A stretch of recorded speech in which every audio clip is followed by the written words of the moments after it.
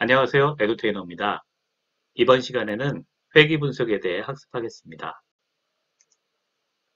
본 강의에서 회귀 분석은 선형 회귀 분석을 말하는 것으로 영어로는 Linear Regression Analysis입니다. 선형 회귀 분석은 상관 분석과 관계가 있습니다. 예를 들어 회사에서 마케팅을 담당하는 김 부장이 있습니다. 그런데 마케팅 활동 횟수가 많을수록 매출액이 높아진다는 것을 팀원으로부터 보고받습니다. 그 팀원은 데이터 분석 과정을 배웠고 이를 매출 데이터에 적용해 본 것이죠. 이때 사용되는 기법은 상관 분석입니다. 상관 분석을 통해 마케팅 활동과 매출액이 양의 상관관계를 보인다는 것을 알아냈고 연간 마케팅 계획을 세우는 김 부장은 그렇다면 매출액 KPI 달성을 위해서 몇 번의 마케팅 활동을 수행할 것인가에 대한 답을 구하고자 합니다. 이때 사용하는 분석 방법이 바로 회귀 분석입니다. 여기서 의사결정의 대상은 즉 마케팅 횟수는 독립변수 X가 되고 마케팅의 결과인 매출액은 종속변수 Y가 됩니다. 종속변수 Y를 독립변수 X로 설명할 때 이 관계가 직선, 선형 관계인 경우 선형 회귀 분석이라고 합니다. 실제로 독립변수 X는 하나 이상의 변수가 되는데 개념의 이해를 쉽게 하기 위해 여기서는 가장 간단한 심플한 독립변수가 하나인 경우에 대해 설명드리겠습니다. 그림에서 선형 회귀 분석의 결과로 나오는 추정값은 y-인터셉트, y절편과 그리고 슬로프, 기울기가 되겠습니다. 여기서 b1이 기울기, b0가 y절편이 됩니다. 기울기와 y절편을 구하면 1차 함수 직선식이 완성됩니다. 자, 이번에는 회귀 분석의 원리에 대해 간략히 살펴보겠습니다. 선형 회귀 분석의 모형은 보시는 바와 같이 y와 x의 직선 관계식을 구하는 것입니다. 이때 정확한 참값은 베타1과 베타0입니다. 즉 y는 직선식 베타0 플러스 베타1x 플러스 엡실론 오차항이 됩니다. 그런데 통계학에서는 늘 그렇듯이 참값은 알 수가 없는 모수입니다. 그래서 우리는 샘플을 바탕으로 이 값을 추정하게 됩니다. 앞서 B1과 B0가 바로 샘플 데이터를 바탕으로 한 추정값이 됩니다. 또한 엡실론에 대해서는 몇 가지 가정사항이 있는데 다음 장에서 설명드리겠습니다. 좀 더 디테일하게 선형 회귀 분석의 기본 가정을 보도록 하겠습니다. 회귀 분석의 기본 가정은 X값을 알면 Y값을 예측할 수 있다 입니다. 수학적으로 들어가면 Y값이 베타0 플러스 베타1x 직선을 중심으로 한 정규 분포를 따른다는 것입니다. 이것은 오차항 엡실론과 관계가 있는데 엡실론 i는 iid 정규 분포를 따르게 됩니다. 즉 서로 독립적이며 평균은 제로, 분산이 시그마인 동일한 정규 분포를 따른다는 것입니다. 이를 종합하면 선형 회귀 분석은 x, y 간 선형성과 각 데이터의 독립성, 그리고 오차항의 정규성 및 등분산성을 가정하고 있습니다. 이번에는 회귀 분석의 기울기와 y절편의 추정치를 구하는 방법에 대해 알아보겠습니다. 베타를 회귀계수라고 하는데 이 값은 최소 제곱법이라는 방법을 사용하여 구합니다. 개념적으로 설명을 드리면 이는 우리가 고등학교 때 배웠던 2차 함수의 미분 개념과 유사합니다. 이 값은 실제 값과 예측값 간의 차이인 오차의 제곱합을 최소화하는 값이 됩니다. 이렇게 하여 회귀직선을 구하면 이 직선은 오차 제곱합을 최소로 해주는 직선이 됩니다.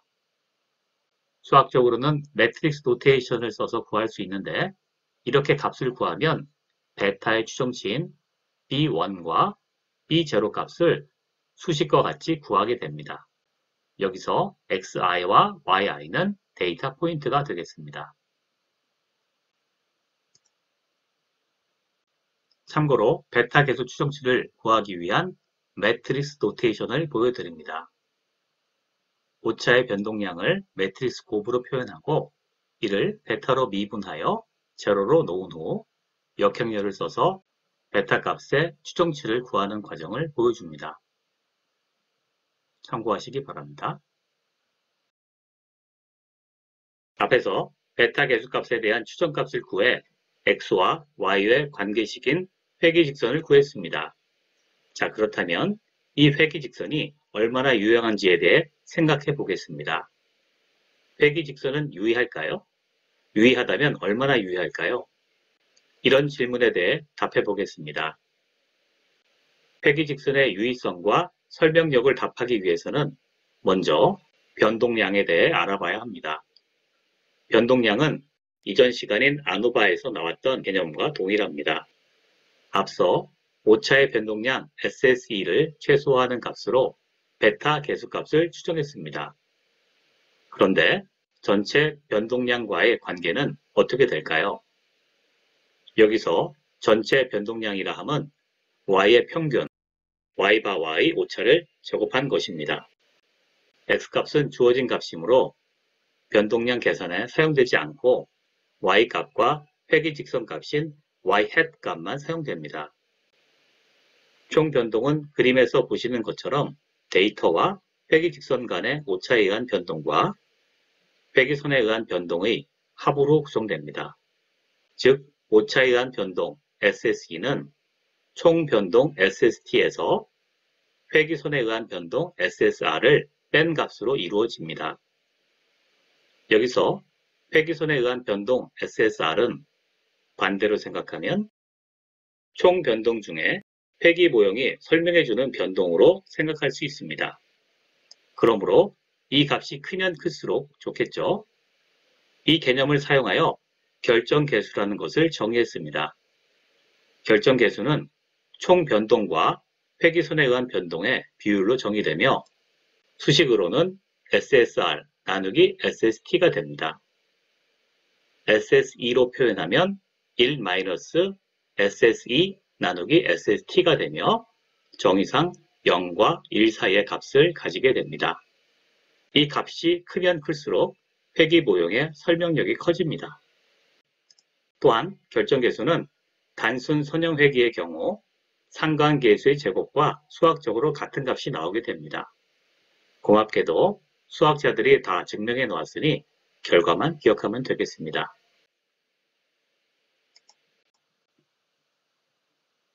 R스퀘어는 회귀식이 데이터의 변동을 얼마만큼 설명하는가를, 즉 회귀 모형의 설명력을 의미합니다. 그림은 전형적인 R스퀘어의 데이터 산점도를 보여줍니다.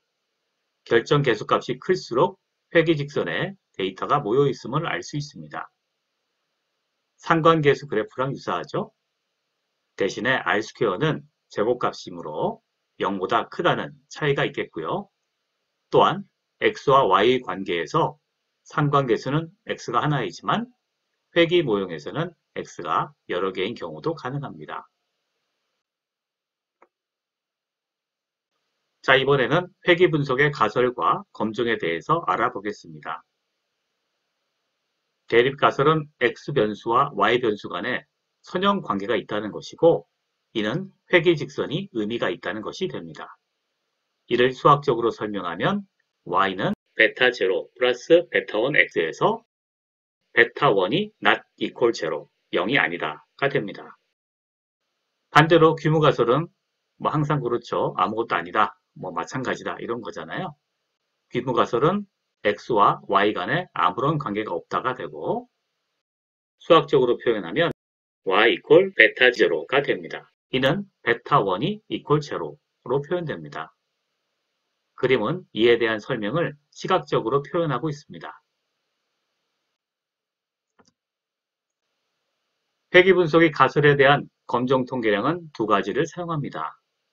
먼저 기울기 베타 i에 대한 검증으로는 t분포를 사용합니다. 이것은 개별 독립변수가 y값에 유의한 영향을 주는가에 대한 검증이 되는 것으로 귀무가설 하에서, 즉 베타1 이퀄 0인 경우, 베타1이 0인 경우 y값은 전형적인 정규 분포의 샘플이 되고, 이때 y의 평균이 베타 제로인지 아닌지에 대한 t-테스트가 되기 때문입니다. 이전에 배웠던 평균에 대한 검정에서 원 샘플 t-테스트와 마찬가지가 됩니다. 기억나시죠? 다음은 회귀모형에 대한 검증입니다. 회귀모형은 독립변수가 여러 개인 경우도 해당합니다. 이는 원웨이 아노바와 유사합니다. 총 변동을 구성하는 SSR과 SSE를 각각의 자유도로 나누고 이를 비율로 만들면 이 값이 규모가설 하에서 F분포를 따르게 됩니다. 만약 베타1이 0이 아니라면 회귀식의 설명값인 MSR 값은 커지고 오차값인 MLC 값은 작아지면서 검정통계량 F값이 커지는 원리입니다. 이 검정통계량 F값으로 P-밸류를 구해 판정을 하게 되며 F값과 P-밸류는 브라이틱스나 통계 솔루션이 구해줍니다.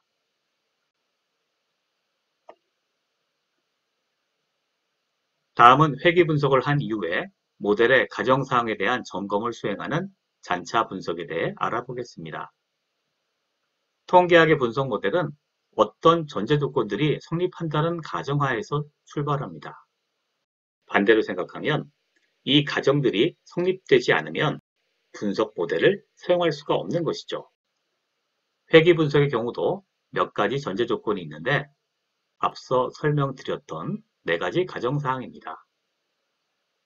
첫 번째, X와 Y 간의 선형성은 회귀 분석의 핵심 가정사항이 되고 나머지 3가지는 오차에 대한 가정입니다. 선형성에 대한 가정은 회귀 모형의 유의성으로 파악하는 것으로 수행됩니다. 만약 선형 회귀 모델이 유의하지 않다고 판정이 되면 오차에 대한 3가지 가정을 검증할 필요도 없습니다. 그러나 회귀 분석 모형이 유의하다고 판정되면 회귀 모형의 잔차를 분석하여 독립성, 정규성, 등분산성을 검증하게 됩니다. 여기서 잔차는 실제 값과 회귀 모형의 예측값에 대한 차이라는 것을 기억하시죠? 실제로 오차는 얼마인지 알 수 없으므로 오차항의 추정치인 잔차를 이용하여 가정을 검증합니다. 정규성에 대한 검증은 QQ플롯이나 정규성 테스트로 하면 되고 등분산성이나 독립성은 그래프를 통한 잔차 분석으로 수행할 수 있습니다. 잔차 검증은 주로 분석가의 시각적 분석으로 수행되는데 이때 사용하는 시각화 방법으로 산점도가 주로 사용됩니다. 예측치를 X축에 그리고 잔차를 Y축에 놓고 산점도를 그리면 여러 가지 정보를 얻을 수 있습니다. 첫째 그래프에서 잔차는 랜덤하게 그리고 분산은 일정하게 나옵니다. 이 모형은 꽤 바람직한 결과입니다. 즉, 모형 적합이 잘 되고 가정이 대체로 충족함을 보여줍니다. 반면에 두 번째 그래프는 잔차가 테이퍼가 있는 형태로 나타납니다. 이는 등분산성의 가정에 위배가 됩니다. 무언가 리메디 작업을 취해줘야 하고 아마도 y를 로그 변환하는 것이 고려될 수 있겠습니다. 세 번째 그래프는 잔차에 선형 패턴이 있습니다. 위로 쭉 올라가죠. 이때는 새로운 독립 변수를 추가할 필요가 있습니다. 네 번째 그래프는 잔차에 2차 함수 형태가 나타납니다. 이때는 제곱항, 2차 항에 독립 변수를 추가할 필요가 있습니다.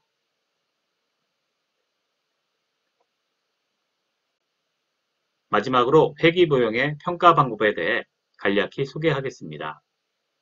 회귀 모형은 숫자를 바탕으로 한 정량적 평가 지표를 사용합니다. 이는 왜냐하면 회귀 분석으로 값을 예측하기 때문이죠. 값을 예측하는 것이므로 예측 오차에 대한 KPI를 사용합니다. MSE, Mean Squared Error, Root Mean Square Error, MA, mean absolute error, MAPE, mean absolute percent error 등을 사용합니다. 상세한 설명은 다음에 나오는 머신러닝 파트에서 다루기로 하고 여기서는 MAP만 간단히 말씀드리겠습니다. 이 값은 실제 값이 100이라고 가정할 때 예측 오차가 어느 정도 크기가 되는지를 상대적인 퍼센트 값으로 파악하는 것입니다. 사실 영어에 mean absolute percent error라고 하는 것에서 힌트를 얻을 수 있죠. 예를 들어 MAP가 3.4라고 하면 실제 값이 100이라고 했을 때 오차 값이 평균적으로 플러스 마이너스 3.4 정도가 된다고 생각하면 됩니다.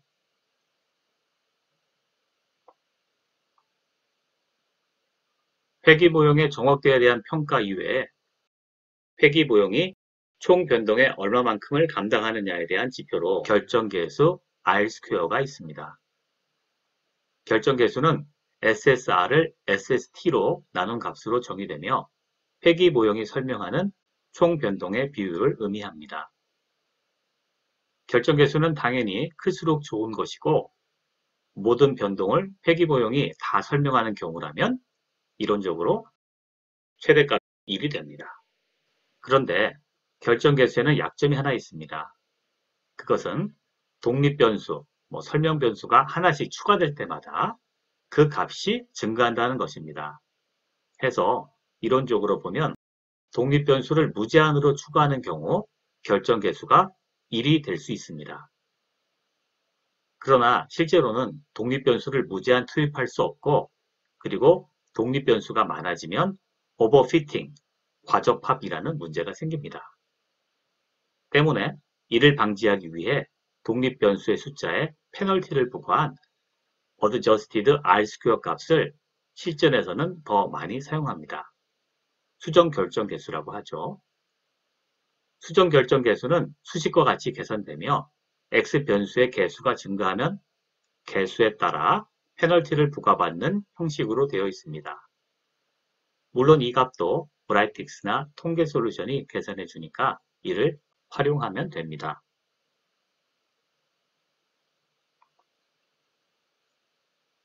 잠깐 복습하면 결정계수는 회귀보용의 설명력을 표현하는 지표가 되고 이 값이 1에 가까울수록 데이터가 회귀직선에 모여있게 됩니다. 앞서 배웠던 상관분석에서도 비슷한 그림이 있었는데요. 그도 그럴 것이 독립변수가 하나인 단순 선형회귀에서는 결정계수 값이 상관계수 값의 제곱이 되기 때문입니다. 지금까지 회귀분석의 이론에 대해 설명드렸습니다.